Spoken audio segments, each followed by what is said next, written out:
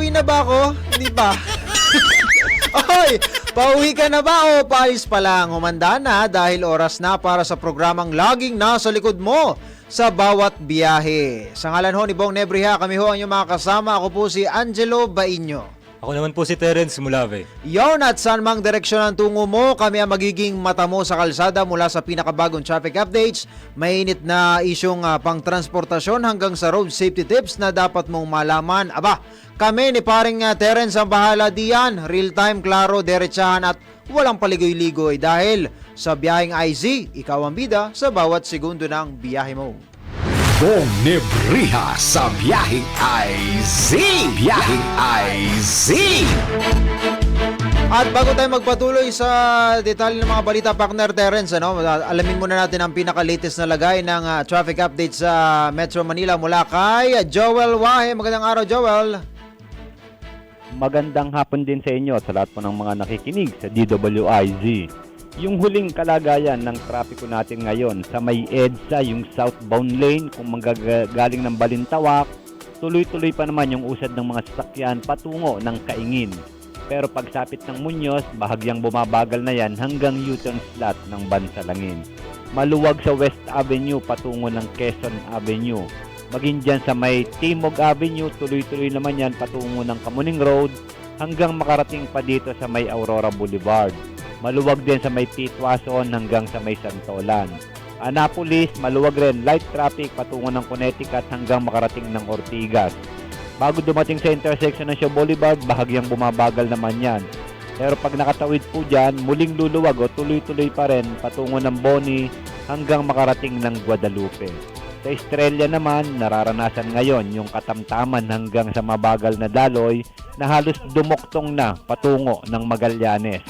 Maluwag pa naman dyan sa may Ebanghilista patungo ng Cabrera hanggang Taft Avenue. Maging dyan sa may Harrison, tuloy-tuloy naman yan hanggang makarating ng Rojas Boulevard. Yung northbound lane naman ng EDSA, Rojas Boulevard, light traffic patungo po ng Taft Avenue. Maging dyan sa may tramo, wala pa tayong nakikita ng anumang pagbabagal patungo ng Magallanes hanggang Pasay Road. Maluwag din sa Ayala Avenue hanggang Kalayaan Avenue. Guadalupe, light traffic din hanggang dyan po sa may Pioneer Street. Bago dumating dyan sa may intersection ng Shaw Boulevard, nagsisimula na rin pong bumagal yan hanggang sa may Julia Vargas. Maluwag sa may Ortigas patungo ng White Plains Avenue. Sa may Santolan na uli, makakaranas ng pagbabagal hanggang sa may Aurora Boulevard. Maluwag naman sa Camyas Road, patungo po dyan sa may East Avenue hanggang Quezon Avenue. Bahagyang babagal naman yan pagdating dyan sa may U-turn slot sa may North EDSA. Pero maluwag naman sa Congressional patungo ng Oliveros hanggang makarating ng Balintawak.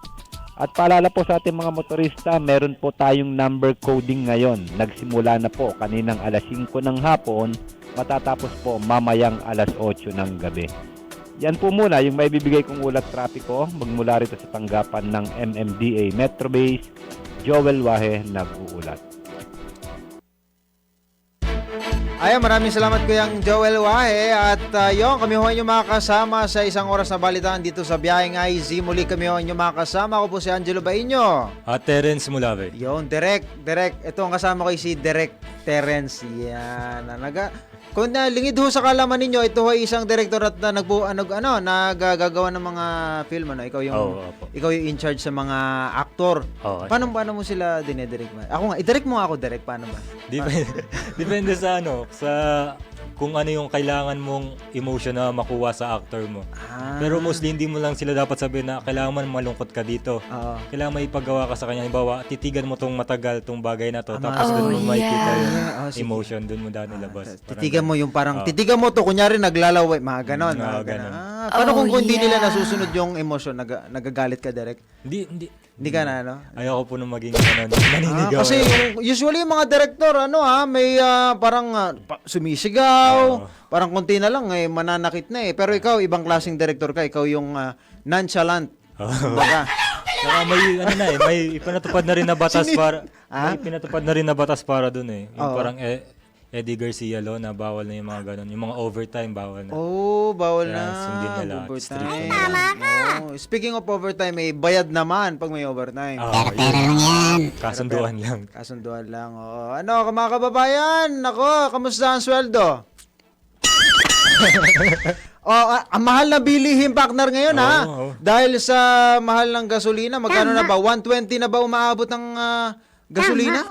Tapos, Pa 130 na ata. pa 130 na. Parang may abiso na bukas yata magtataas ulit. bukas tataas ulit. Ay nako, sunod-sunod na yun. Yung ibang presyo na bilihin mukhang Damay na. Oo, yung mga manufacturer umaaray na, no? Humihiling na sa detail na baka pwede na kami magtaas. Ang mahal na ng gastusin namin, Sa expense namin sa gasolina. April daw ata Ang simula. magsisimula sila ng pagtaas sa ilang products. Oo. Mga supermarkets. Ay nako, paano na kaya tayo dito, ano, mga Ay, kababayan nako, natin? Lalo na dito sa Metro Manila, partner, ano? Parang ang hirap mamuhay dito, Oo, ano? so, Hindi, oo, no? Hindi gaya sa probinsya na talbos lang ng kamote o maghukay ka ng kamoteng kahoy, mabubuhay ka na. Dito, lahat may bayad kahit dahon, dahon na talbos, no? Nako, napakahirap po ng buhay dito sa Metro Manila. Kaya ho, yung mga nagbabalak na dito magtrabaho, kung ako ho sa inyo, maghanap na lang ho kayong opportunity dyan sa mga probinsya. Tama. May mga partner. Ikaw ba saan ba probinsya mo, partner? Ako sa Bicol ako pero sa Rizal kami ngayon Sa Rizal. tumutuloy.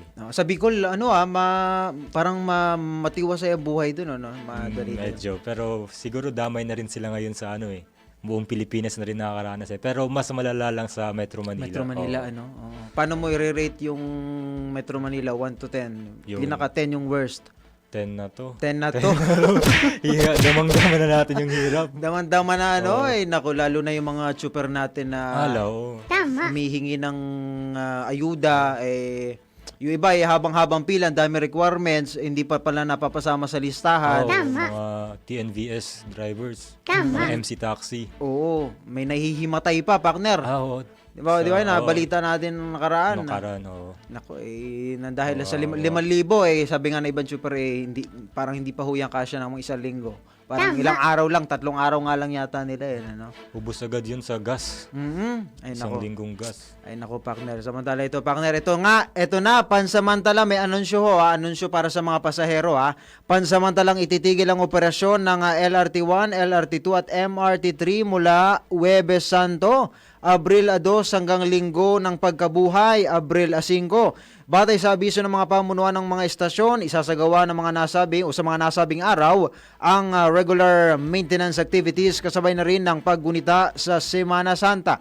Muling magbabalik ang normal na operasyon ng mga linya sa Lunes, Abril 6. Kaugnay nito, tigil operasyon din ng Philippine National Railways o PNR sa Biyernes Santo hanggang Sabado de Gloria at magbabalik operasyon sa Linggo ng Pagkabuhay. Pinapayuhan ang publiko na magplano ng kanilang biyahe at gumamit ng alternatibong transportasyon sa mga nabanggit na petsa. Ito naman abiso sa mga motorista. Aasahan ang panibagong malaki ang pagtaas sa presyo ng mga produktong petrolyo bukas, Marso 31. Sa magkakahiwalay na abiso, sinabi ng Petrogas at Unioil na magtataas ng 12 pesos at 50 sentimos ang kada litro ng diesel habang madadagdagan naman ng 2 pesos at 50 sentimos kada litro ang gasolina. Samantala, inanunsyo naman ng Sea-Oil ang pagtaas din ng 12 pesos at 50 sentimos kada litro sa diesel at 2 pesos ang kada litro ng kerosene habang wala namang pagtaas sa presyo ng gasolina. Ito na ang ika-4 na sunod-sunod na linggong pagtaas sa presyo sa mga produktong petrolyo sa gitna pa rin ng nagpapatuloy na sigalot sa Middle East. Samantala, nako na monitor ho ng pamunuan ng Parañaque Integrated Terminal Exchange na 8 bus ang nagtaas ng pasahe ngayong Semana Santa.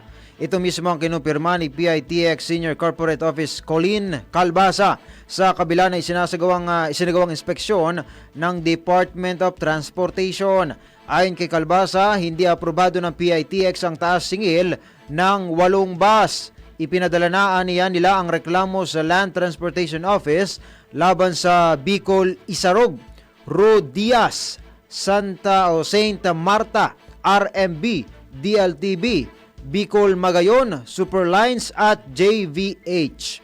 Kaugnay nito, maglalabas naman agad ang DOTR ng show cause orders laban sa mga kumpanya ng bus na nagtaas ng pamasahe ng walang pahintulot. Sa Samantala, iimbestigahan ng Department of Transportation ang mga bus company na sangkot umano sa overcharging o paniningil ng sobra sa pamasahe ngayong Semana Santa. Kasunod ito ng reklamo na mayroong 8 bus company sa Parañaque Integrated Terminal Exchange ang nagtaas ng singil. Ayon kay Transportation Secretary Giovanni Lopez, maglalabas ng show cause order laban sa mga operator habang nakatakda ring kausapin ang mga bus company upang paalalahanan ang mga ito sa umiiral na regulasyon. Binigyang diin ng DOTR na mahigpit na ipinagbabawal ang overcharging lalo na sa mga aprobadong biyahe at maaari itong maging batayan para sa suspensyon o pagbawi ng prangkisa ng mga lalabag. Hinimok din ang mga pasahero na nakaranas ng paniningil ng sobra na magsumbong sa LTFRB, LTO, DOTR at sa kanilang social media platforms. Sa ngayon, isa sa ilalim pa sa investigasyon at pagdinig ang mga sangkot na kumpanya upang matukoy ang kaukulang parusa. Eto naman, halos fully booked na ang mga biyahe sa Parañaque Integrated Terminal Exchange patungo sa iba't ibang probinsya ngayong Semana Santa. Sa tala ng PITX, sumabot sa mahigit 98 hanggang 99% ang booking sa mga biyaheng patungong Bicol, North at Visayas mula pa noong March 28 at 29. Ayon sa PITX, mataas din ang demand sa biyahe patungong Mindoro at Calabarzon kung saan pumalo sa mahigit 80% ang reservation sa parehong mga petsa. Kaugnay nito, umakyat na sa 1.4 million ang bilang ng mga pasaherong dumagsa sa terminal mula noong Marso 22 hanggang kagabi. Inaanyayahan o inaasahan namang tataas pa ang bilang na ito dahil mahigit 3 million ang kabuuang inaasahang maglalakbay sa terminal ngayong linggo. Tinatayang nasa 250,000 na pasahero ang dumaraan sa PITX kada araw dahilan upang magpatupad ng mas maigpit na seguridad at dagdag na inspeksyon.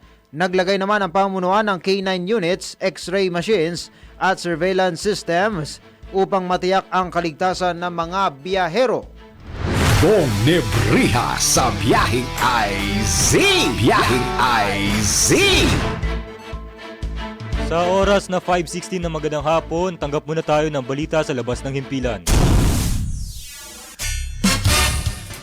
MMDA tututok sa mga terminal, paliparan, pantalan at 13 major na simbahan ng Metro Manila sa Semana Santa. Para sa detalye, Patrol 13, Gilbert Perdes. Nangako ang MMDA na tututukan nito katuwang ang iba pang ahensya ng pamahalaan ng mga bus terminal, pantalan at paliparan ngayong Semana Santa upang masiguro ang maayos at ligtas na daloy ng trapiko. Sa bagong Pilipinas ngayon, sinabi ni Colonel Bong Nebriha, hepe ng MMDA Swift and Action Team, nasa higit 2,000 personnel ang nakadeploy sa buong Metro Manila kasama na ang higit 500 units ng equipment, 12 tow trucks at 5 ambulansya bukod pa sa aktibong CCTV monitoring mula naman sa Metro Base. Ipatutupad din ng ahensya ang no absent, no day off policy sa full force deployment sa Abril 1, 2 at 6 habang skeletal force naman ang magbabantay sa Abril 4 at 5. Kabilang sa mga lugar kung saan nakakalat ang mga tauhan ng MMDA ang mga pangunahing bus terminal sa Cubao, PTEX, Pasay at Caloocan City. Layunin nito na matiyak na ang maayos na daloy ng trapiko at maiwasan ang mga posibleng pagtukod o pagbabara ng kalsada dahil sa dami ng mga sasakyan. Magkakaroon din ayon kay Nebriha ng mga assistance desk. Kabilang na ang mga katuwang nila mula sa LTFRB, LTO, PNP, PCG, DOTR at mga lokal na pamahalaan upang tulungan ang mga pasahero sa kanilang mga concerns. Kabilang na ang proseso ng pagbili ng tiket, nawawalang gamit o pag-aasikaso sa mga bata. Bukod naman sa mga terminal, magpapakalat din ng MMDA ayon kay Nebriha ng mga tauhan sa 13 pangunahing simbahan sa Metro Manila para sa Visita Iglesia, kabilang na ang Baclaran, Quiapo, Padre Pio, St. Peter Parish at iba pa. Magkakaroon din ng deployment mula naman sa Commonwealth Avenue hanggang Novaliches hanggang sa Grotto upang gabayan ang mga deboto na naglalakad patungo sa Grotto at tiyakin nga ang kanilang kaligtasan habang nagsasagawa ng pamamanata. Patrol 13, Gilbert Perdes para sa himpilang may todong laas. DWIZ, nagbabalita ng tama, naglilingkod ng tama. Bong Nebriha sa Biyaheng IZ. Biyaheng IZ. Maraming salamat Patrol 13 Gilbert Perdes. Samantala, no disconnection policy sa tubig at kuryente dapat daw ipatupad ngayong nasa State of National Energy Emergency ang bansa. Ang detalye ng balita mula kay Patrol 19, Cele Ortega Bueno. Dapat na ikonsidera ng pamahalaan ang muling pag-adapt ng mga patakaran na makatutulong sa ating mga kababayan na malampasan ang hirap ng buhay sa ngayon dulot ng patuloy na gulo sa gitnang silangan. Ayon kay Senator Jinggoy Estrada, makabubuti ipatupad ng pamahalaan ang no disconnection policy sa mga public utilities tulad sa tubig at kuryente. Makabubuti anya magpatupad ng flexible payment term o installment schemes sa pagbayad ng singil sa kuryente at tubig. Git ni Estrada, ngayon nasa ilalim tayo ng State of National Energy Emergency, dapat na hikayatin ng pamahalaan ang pribadong sektor na magpatupad ng telecommuting o work from home bilang alternatibong arrangement para sa mga empleyado o manggagawa. Naayon anya ito sa Republic Act No. 11165 o Telecommuting Act. Ayon kay Senator Estrada, naharap na tayo sa ganitong sitwasyon noong panahon ng COVID pandemic kung saan ay nagpatupad ang pamahalaan ng mga patakaran para makapagtipid o yung tinatawag na belt tightening measures. Ito sa Patrol 19, Cele Ortega Bueno para sa impilang metodong lakas DWIZ. Nagbabalita ng tama, naglilingkod ng tama. Bong Nebriha sa Biyaheng IZ. Biyaheng IZ. Samantala, kakulangan ng mga pampasaherong barko kinumpirma ng pamahalaan.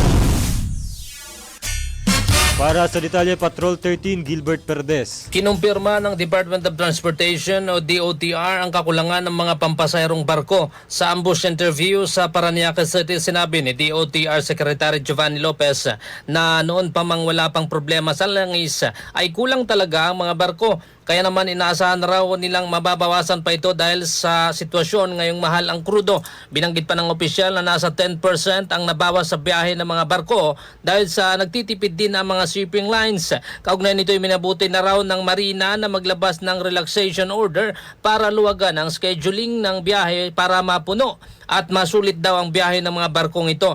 Para naman ngayong Holy Week kung kailan inaasahan ang dagsa ng mga mananakay, ayon kay Lopez, nakipag-usap na raw sila sa Philippine Coast Guard para maglagay ito ng kanilang mga barko sa mga pangunahing pantalan na magagamit sakaling ma-stranded ang mga pasahero. Patrol 13, Gilbert Perdes para sa himpilang may totong las DWIZ. Nagbabalita ng tama, naglilingkod ng tama. Bong Nebriha sa Biyaheng IZ. Biyaheng IZ. Ito naman, tuluyang pagsibak sa serbisyo ng mga tiwaling pulis, tiniyak ni General Nartates. Para sa detalye ng balita mula kay Patrol 17, Jopel Peleño. Nangako si PNP Chief Police General Jose Melencio Nartates Jr. na ipatutupad nito ang higit na pinalawak na internal cleansing sa loob ng kanilang hanay upang maibalik ang integridad ng buong organisasyon. Ginawa ng PNP Chief ang payag kasunod ng kautusan ng punong ehekutibo na dumalo sa 47 commencement exercises ng PNPA. Bunso dito iginiit ni General Nartates na kanilang tututukan ang mga reforma na may kinalaman sa pananagutan at pag-iwas kasabay ng pagbibigay katiyakan na hindi na maililipat ng assignment ang sinumang pulis na mapatutunayang nagkasala bagkus tuluyan na itong masisibak sa serbisyo. Ipagpapatuloy din aniya ng PNP ang ethics training mula sa mga bagong nagtapos ng akademya hanggang sa mga senior officers, gayon din ang pagpapalawak ng regular at random na lifestyle check lalo na sa mga high-risk unit. Iaayon din ani General Nartates ang mga sistema ng recruitment, pagsasanay at promosyon sa mga pamantayan ng integridad na bahagi ng pangmatagalang pagsisikap na maitatag ang mga reforma at maiwasan ang lahat ng uri ng mga paglabag na kinasasangkutan ng mga pulis. Ito si Patrol 17, Jopel Peleño para sa impilang may todong lakas, DWIZ. Nagbabalita ng tama, naglilingkod ng tama. Bong Nebriha sa Biyaheng IZ. Biyaheng IZ.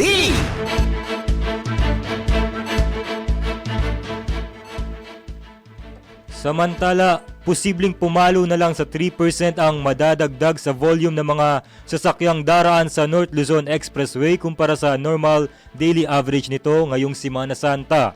Ayon kay NLEX Corporation Traffic Operations Assistant Vice President Robin Ignacio, mas bababa ito sa taunang expected volume increase tuwing Holy Week na 8 hanggang 10%. Itinuturo ng NLEX na dahilan ang walang iba kundi ang pagtaas ng presyo ng mga produktong petrolyo bunsod ng tensyon sa Middle East. Prior kasi yung days before tong weekend na to, yung volume namin bumaba na po na between 5 to 8%. Kaya nga po ng yung mas na presyo ng fuels po natin. So, yun, inaasahan din namin na itong Holy Week, actually yung recording po namin is mula Friday hanggang Easter Monday, that's April 6. Maraming ina-expect natin taon-taon na increase na between 8 to 10%, baka around 3% na lang po yung marirealize natin na pagtaas ng volume. Ang siguro mga 3% po yan, mga 10,000 mahigit pa mga normal daily average po natin. Gayunman, tiniyak ni Ignacio na nakahanda pa rin sila sakaling lumagpas sa inaasahan ang bilang ng mga motoristang daraan sa NLEX. Kaya kami naman po sa NLEX ay nakahanda pa rin po. In fact, umpisa po nung Friday, wala na po tayong closure, wala nang roadwork, po lahat yung lays natin. Tuloy-tuloy po yan hanggang April 6, yung Easter Monday po. Yan ang tinig ni NLEX Corporation Traffic Operations Assistant Vice President Robin Ignacio sa panayam ng DWIZ. At syempre, hindi pa po kami uuwi. Magbabalik po ang biyaheng IC. Nagbabalik po ang biyaheng IC. Wait lang, kakulitan ko kasi si Jen Patrolye. Madami kasi tinatanong sa akin online Jen! Ano ba yung tinatanong mo, Jen? Tatanong siya lang kung ano. Ay nako, ay maya partner, may makakausap po tayo mula sa Philippine Ports Authority para alamin natin yung lagay o sitwasyon ng mga babiyahe sa mga pantalan dyan ngayong paparating Semana Santa, partner. Pagka Semana Santa pa, partner, ano ang activity o anong mga ginagawa mo? Ikaw ba ay nasa kwarto lang, nagmumuni-muni o nagdedirect ng mga movie? Ano? Sa kwarto na lang. Sa kwarto ka lang, partner? Pero nakakamiss nga naman nakakamiss yung umuwi ng probinsya rin talaga. Sa kwarto na. Kinabahan ako, partner. Nagmumuni-muni ka sa kwarto. Muni-muni. Nag-iisip ng susulat. Ano iniisip mo? Hindi, magsusulat, gano'n. Magsusulat. Yun yung ginagawa, mahabang bakasyon Okay. Yung iba kasi, pag Semana Santa, bisita iglesia, yung kinokompleto nila yung, pitong simbahan yun, paring Daryl, 7 simbahan, kinokompleto nila. Or higit pa, yung iba. Tama. At syempre, yun nga, nagre-reflect sa mga nangyayari sa kanilang buhay at inaalala nila yung mga, syempre, yung mga sakripisyo na ginawa ng Panginoon para sa ating sangkatawan. Red, kamusta Red? Kamusta Red, Usap tayo mamaya? Sige. Tungkol saan? Okay. Mabalik tayo dito sa... Sorry, friend. On air nga pala tayo. Oy, partner! Ano? Maya. Saglit lang. Sige. Tinatawagan pa pala si... makapanayam kasi natin, partner, ay si Miss Eunice Samonte. Oh, nasa linya na. Si Miss Eunice Samonte ang spokesperson ng Philippine Ports Authority. Ma'am Eunice, nandiyan na po kayo? Yes, magandang gabi po sa lahat na nakikinig. Ayan, magandang araw po, Miss Eunice. Ma'am, ito po, pumasok na tayo sa Holy Week. Kamusta po ang lagay ng mga biyahero, lalo na ngayong papalapit ngayong Semana Santa po? Actually, nag-start na po yung dagsa ng mga pasahero nitong weekend. Over the weekend, itong Sabado, Linggo, meron na po tayo na itala ng mga pasahero around 300 plus thousand passengers, And ang ating inaasahan talaga overall mula Palm Sunday hanggang Easter Sunday ay 2.46 million passengers. Sa lahat po yan ng pantalan na hawak ng PPA nationwide. Ayun, oo. Kayo po ba sa Philippine Ports Authority po ba ang nagtaas po ba kayo ng pamasahe din diyan dahil sa lumalalang taas presyo ng mga produktong petrolyo? Nako, pagdating po sa pamasahe kasi ang in charge po dyan yung shipping lines and under ng Marina po ang mga shipping lines. But on the part of PPA, meron nga po tayong nabalitaan din na ilang mga shipping lines na nagtaas ng pamasahe. At on the part naman ng PPA, ang what we can control po is yung terminal fee. Sa terminal fee, wala po tayong pagtataas. In fact, meron tayong ino-offer nga na piso terminal fee no para sa mga trucks na may kargang agricultural products. So from 200 to 600 na bayarin, piso na lang po yung terminal fee natin para bilang tulong na rin sa mga trucks na may kargang mais, bigas, raw and unprocessed meat products kasama po. Maiba po tayo, ma'am. Meron po kayo sa PPA yung Oras online reservation system para sa Holy Week. Ano po yung layunin po nito ng programang to? That's correct po. Yung Oras po ay yung short for Online Reservation and Assistance System. Ito po yung naka-pilot test pa lang but passengers can already use it. No? So ito po ay 3-step process lang. Scan, choose, reserve. Ang layunin po nito ay maiwasan yung mahabang pila sa mga pantalan. Like for example po kasi taon-taon ang nagiging problema ay yung mahabang pila especially sa pagbili ng ticket. Ang nangyayari po, nauubusan ng ticket yung mga kababayan natin. So with this Oras, ang mangyayari po dyan, i-scan na lang nila and pagdating nila ng pantala, naka-reserve na yung ticket nila. So kailangan po na ipapa-verify na lang nila yung kanilang Oras Pass o yung finil up pa nila na form pagdating sa pantalan. So this can save time and at the same time, iiwasan yung mga paghaba ng pila sa pantalan. Miss Eunice, paano naman po kaya itong mga partner, yung mga hindi techie, yung mga senior citizen natin? Ano po yung mga hakbang naman po na ginagawa ng PPA para sa mga nahihirapang gumamit ng online booking? That's correct po. Actually, we're expecting na rin na magkakaroon ng some resistance, especially marami sa mga pasahero natin, hindi naman techie. But ito po yung napag-isipan na rin ng management. So nagkaroon po ng mga help desk sa mga pantalan. So sa mga hindi po makakabook, meron pong mga help desk sa ating mga pantalan na sila po mismo yung magta-type, mag-fill in ng mga details ng mga pasahero. And with this, meron din po tayong mga assistance booth para sa mga especially yung mga senior citizens, saka sa mga may special cases po. Ayun. Bale, tingin niyo po ma'am, parang handa na po ba yung mga pasahero na lumipat sa ganitong sistema na gumamit ng mga online reservation system po? Bale, sa tingin niyo po ano magiging epekto nito sa mga biyaherong sanay sa mga walk-in o manual ticketing po? Well, of course, we're expecting na makabubuti po ito. Kaya rin po natin ito ni-launch dahil it's about time. Sa atin pong tala, wala po kasing sistema eh. When it comes to buying your ticket, when it comes to reservation, unlike kapag nasa airport po tayo, di ba, magkakapagpakita na lang tayo ng boarding pass at patunay na meron tayong flight ng araw na yon. So ganito po sa pantalan, wala po tayong sistema na gano'n. But sa ngayon, tinatry nating lagyan ng sistema. Of course, there will be some birth pains sa simula. But then again, lagi po natin isipin na ito po kasi para mas magkaroon ng organized na sistema. At unti-unti po nating pinapatupad ito. So makita din natin kung paano yung pagtanggap ng mga tao. And naka-pilot test po ito ngayon. Nag-inspect na rin po si PPA General Manager Jason Tiago sa mga pantalan kung saan pinatupad ito.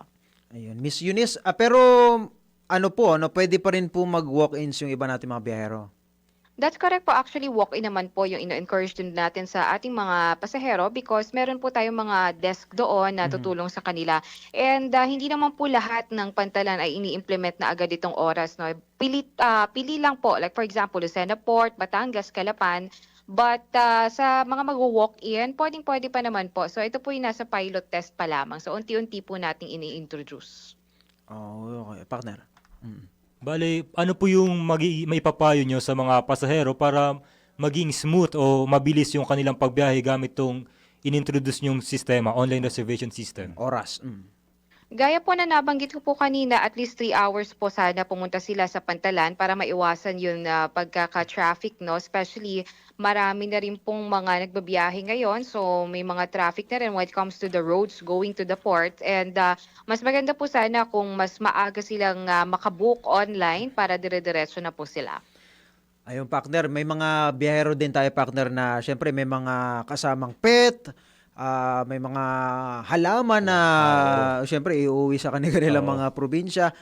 Miss Eunice, ano po ba yung mga panuntunan nyo pagdating sa mga kababayan natin na babiyahe na may mga dalang iba't ibang klaseng hayop, aso, pusa at may mga dalang halaman? Sa mga kababayan po natin, of course, hindi maiiwasan na iwanan yung mga pet natin, especially ngayong Holy Week dahil mahabang oras o panahon yung lalagi natin sa probinsya at hindi po natin sila pwedeng iwanan sa bahay. No? So yung mga magdadala po, dapat dala nila yung mga veterinary health certificate at meron po silang dapat permit mula po sa Bureau of Animal Industry. Ayun, partner ka. Bali, pwede pong pa-explain lang po kung paano makakatulong itong mga permit na to, yung mga plant or veterinary clearances po sa mas maayos at ligtas na biyahe, lalo na ngayong Semana Santa. Ang permit po ay hindi naman sa makakatulong siya, no? But then it's a requirement po para sa ating maayos na biyahe because ito po hihingin ng mga nagbabantay sa mga pantalan at Bureau of Quarantine at saka po yung mga nakabantay sa barko. No? So hihingin po itong permit na ito at mas magandang dala na po nila to bago sila magbiyahe para wala na pong abala dahil kailangan po ito, kumbaga required po ito. Miss Eunice, ano na lang po yung magiging payo nyo sa ating mga kababayan na tips sa publiko para maging maayos yung kanilang biyahe ngayong Holy Week? Tip na lang po, yung sa ating po mga pasahero, of course, mas maganda po kung mag-online booking na po sila. Okay na rin po siguro kung sila po pumunta sa pantalan at least 3 hours before their scheduled trip. And wag na pong magdala ng mga pinagbabawal, which is yung taon-taon na rin naman na po na flammable items, saka yung mga deadly weapon. And gaya po na nabanggit ko kanina, lagi pong magpunta sa Facebook page ng Philippine Ports Authority for other announcements. Ayun, partner, may ano ka pa? Yun lang po. Maraming salamat po Miss Eunice Samonte sa pagpapaunlak po sa amin dito sa Biyaheng IZ. Salamat po, ma'am. Maraming salamat po at ingat po tayong lahat. Ayun, yan po si Miss Eunice Samonte, ang spokesperson po ng Philippine Ports Authority. Bong Nebriha sa Biyaheng IZ. Biyaheng IZ. Ayun, ulitin natin partner, paalala sa mga babiyahe, lalo na may mga kasamang pet, kailangan ng may mga permit na kailangan bago nyo ibiyahe yung inyong mga alagang pet. At pati pala halaman, partner, hindi basta-basta pwede ibiyahe, no? Din yung laman Akala ko kaya mo lang bitbitin yun para pauwi. So, may permit din pala na kailangan para doon. Buti na lang nalaman ko yan kasi plano kong iuwi sana yung yung makahiya sa Plantito ka rin pala. tsaka yung mga okra. Ayan, may mga kailangan po pala, may mga kailangang requirements para maitawid nyo po yung mga pet, yan, at mga halaman. Ayun. So, ingat-ingat po sa mga babiyahe. Yan ang paalala ng Philippine Ports Authority para sa mga biyahero ngayong Holy Week. At partner, bago tayo mag-commercial ay meron pa tayong mga balita din na may kinalaman sa transportasyon. Bumaba na sa 365 ang bilang ng mga gasolinahan sa bansa na pansamantalang nagsara sa gitna ng walang prenong dagdag presyo sa mga produktong petrolyo. Sa isang press briefing, sinabi ni PNP spokesperson Brigadier General Randolph Tuanyo na patuloy na minomonitor ng mga otoridad ang kabuuang 14,519 na establishmento sa buong bansa. Ayon kay Brigadier General Tuanyo, mula sa 369 noong March 29, bumaba ito sa 365 nitong Marso at 30. Nabatid din na noong Biyernes umabot sa 425 ang bilang ng mga nagsarang gas stations. Ayon sa PNP, ang pagbaba ng bilang ay indikasyon na may ilang gasolinahan na muling nagbukas matapos makapag-refill ng kanilang supply ng langis. Dagdag pa ng PNP official, pangunahing dahilan ng pagsasara ang kakulangan ng supply na langis. Nauna nang sinabi ng PNP na hinihiling ng DOE ang tulong ng pulisya upang ipatupad ang mga alituntunin, lalo na sa pagmomonitor sa mga gasolinahang tumatangging magbenta ng gasolina o nagpapatupad ng hindi otorisadong pagtaas ng presyo ng nasabing produkto. Kaugnay niya, nagsampa ang Philippine National Police ng 7 kaso kaugnay ng umano'y hoarding ng gasolina at iba pang paglabag kasabay ng pagtaas ng presyo ng langis dahil sa tensyon sa gitnang silangan. Ayon kay Brigadier General Randolph Tuanyo, tagapagsalita ng PNP, 3 kaso ng hoarding ang isinampa sa Bicol at isa naman sa Eastern Visayas. Samantala, may isinampa ring reklamong profiteering o overpricing sa Eastern Visayas at Davao. Dagdag pa ng PNP official, may isang reklamo para sa paglabag sa trademark infringement sa Central Luzon. Noong Sabado na aresto ng otoridad ang isang 43 anyos na lalaki sa isang anti-illegal fuel sale operation sa Ligao City, Albay noong Marso 26. Nakuha sa operasyon ng isang fuel tanker truck, ilang storage containers at tinatayang 1,000 liter ng gasolina pati na rin ang marked money na ginamit sa operasyon. Hep hep hooray! Hep hep hooray! Magbabalik po ang biyaheng IC makalipas ang ilang palat.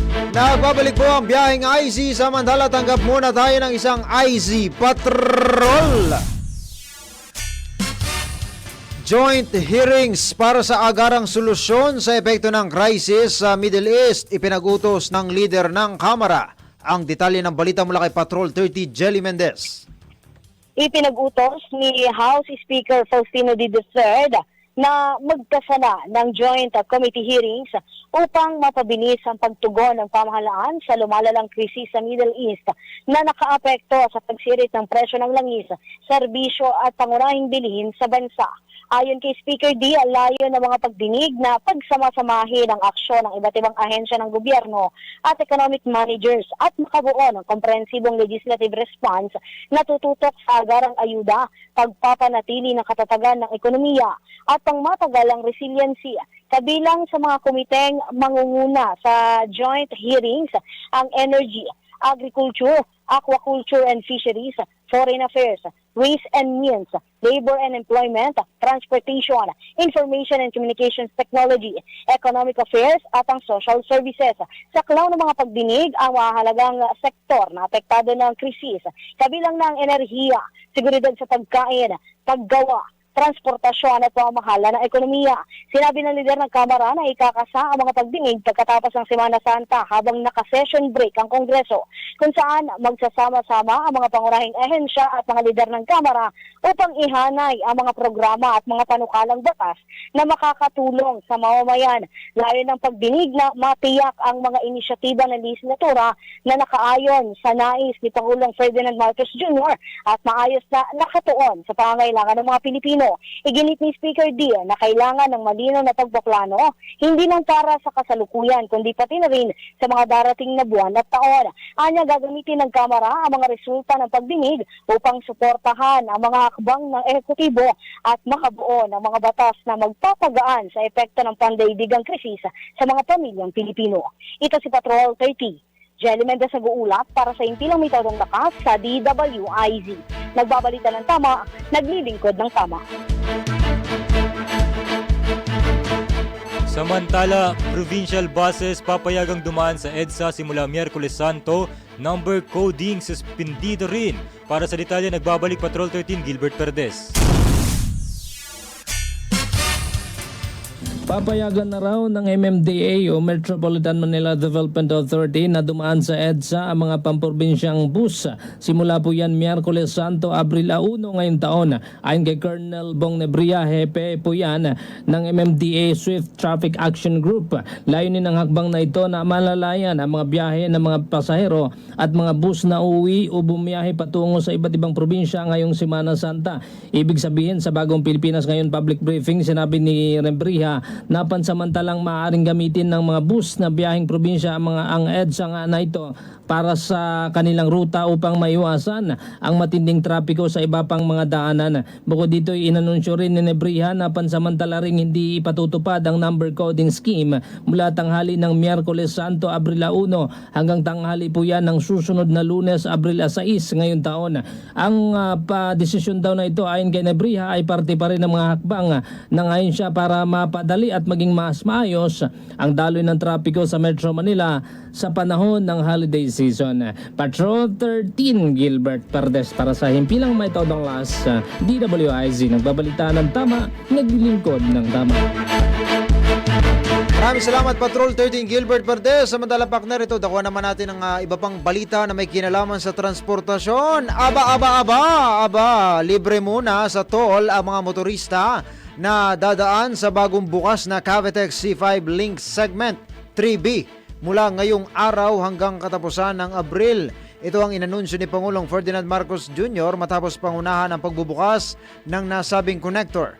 Sa isang ambush interview, sinabi ng Pangulo na bahagi ito ng pakikisa ng pamahalaan at sa pribadong sektor sa paggunita ng Semana Santa kung kailan inaasahan ang pagdami ng mga biyahero kasabay ng patuloy na pagtaas ng presyo ng langis. Ayon pa sa Pangulo, malaking tulong ito sa pagbawas ng gastos at konsumo sa petrolyo na tinatayang 36,000 na motorista na nagagamit ng Cavitex C5 Expressway Segment 3B. Dagdag niya, mula sa dating 1.5 na oras na biyahe mula Taguig hanggang Parañaque, magiging 15 minutes na lamang ito sa pamamagitan ng bagong expressway. Samantala, bubuksan na rin bukas ang isa na namang pangunahing expressway sa bahagi ng Luzon. Inanunsyo ito ni Pangulong Ferdinand Marcos Jr. matapos ang pagbubukas ng bagong Cavitex C5 Link Segment 3B ngayong araw. Ayon sa Pangulo, ang bubuksang Central Luzon Link Expressway o CLX ay isang 30-km toll-free na mahalagang kalsada na magkukonekta sa Tarlac City at Cabanatuan City. Layunin nitong mabawasan ng hanggang 20 minutes ang oras ng biyahe at mapagaan ang daloy ng trapiko sa rehiyon. Kumukonekta rin ang CLX sa iba pang pangunahing expressway tulad ng Subic-Clark-Tarlac Expressway at Tarlac-Pangasinan-La Union Expressway. Ayon pa sa Pangulo, ang mga ganitong proyekto ay bahagi ng patuloy na pagsuporta ng pamahalaan sa ilalim ng UPLIFT o Unified Package for Livelihoods, Industry, Food and Transport Framework na nakapaloob sa Executive Order No. 110 na inilabas kamakailan ng Malacanang. Nakakuha na ang Petron Corporation ng kabuuang 2.48 million barrels ng krudo mula sa Russia. Sa gitna pa rin ito ng kinakaharap na energy emergency ng bansa bunsod ng tensyon sa Middle East. Ayon sa kumpanya, makatutulong ang mga order na ito para mapalakas ang kanilang fuel inventory hanggang Hunyo. Nilinaw rin ng Petron na hindi bahagi ng regular nitong sourcing strategy ang pagkuha ng Russian crude at isinagawa lamang ito dahil sa matinding pangangailangan. Binigyang din ng naturang kumpanya na ang pagsasara ng isang refinery dahil sa kabiguang makakuha ng supply ng krudo ay magdudulot ng matinding kakulangan ng gasolina sa buong bansa. Bigla ang pagtaas ng presyo, panic buying, pagkaantala sa transportasyon at logistics at mas malawak na kaguluhan sa ekonomiya. Samantala, mahigit 651 million pesos na ang naipamahaging fuel subsidy ng Land Transportation Franchising and Regulatory Board sa mga benepisyaryo sa buong bansa. Ayon kay LTFRB Chairman Attorney Vigor Mendoza II, tuloy-tuloy ang validation process katuwang ang iba't ibang ahensya ng gobyerno upang matiyak ang mabilis at maayos na pamahagi ng ayuda. Aminado ang ahensya na nakaranas ng ilang hamon sa distribusyon lalo na sa Metro Manila, ngunit nagsilbi umano itong aral upang mapabuti ang implementasyon sa mga probinsya. Layunin ng LTFRB na mapabilis pa ang pamamahagi ng fuel subsidy alinsunod sa direktiba ni Pangulong Ferdinand Marcos Jr. kasunod ng tumataas na presyo ng langis dulot ng tensyon sa Middle East. Sa kabuuang halaga, pinakamalaking bahagi ng subsidiya ang napunta sa Metro Manila na mahigit 181 million pesos, sinundan ng Calabarzon na may mahigit 98 million pesos at Central Luzon na may mahigit 73 million pesos. At yan ang galaw ng kalsada para sa araw na ito. Muli, sa ngalan po ni Bong Nebriha, kami ho ang inyo nakasama. Ako po si Angelo Bainyo. Hindi, mabilis na lang yan pre, 52, 53. Okay, sa ngalan ho ni Bong Nebriha, kami ho ang inyo nakasama. Ako po si Angelo Bainyo. Ako naman po si Terence Mulave. Iyon, at ito ang biyaheng IC para sa biyahe mong mas ligtas, mas mabilis. Tutok lang sa DWIZ News, sa radyo, TV at online. Hanggang sa susunod na paglalakbay, ingat po lagi sa biyahe. Bye-bye, uwi na po kami mga kababayan.